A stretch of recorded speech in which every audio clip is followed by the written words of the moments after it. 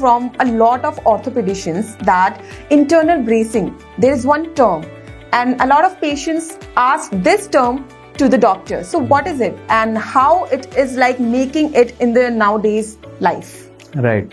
So ACL, that is anterior cruciate ligament injury, is very common, and the treatment of choice is reconstruction of the ACL ligament. Okay. So there are many techniques nowadays which we can use to give a patient a good result. So what is internal bracing? Internal bracing came 10-15 years back, which was used commonly. For example, if you have an injury in your knee and your ACL is completely gone, it was believed 10 years back that because of the bleeding inside the knee, it is not safe to do a ACL reconstruction immediately.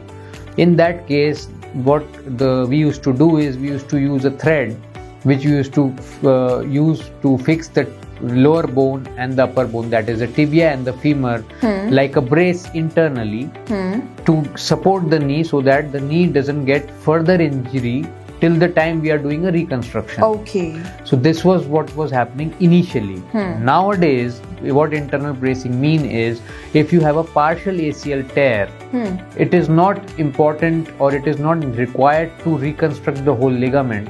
What we can just do is use this brace, use this thread to support the already torn or partially torn ACL to help it heal. So we are augmenting, we are supporting the already available ACL to heal itself. So it's a surgery, it's a same surgery but a little minor one, and you're helping your own ACL heal. So this is what is internal bracing.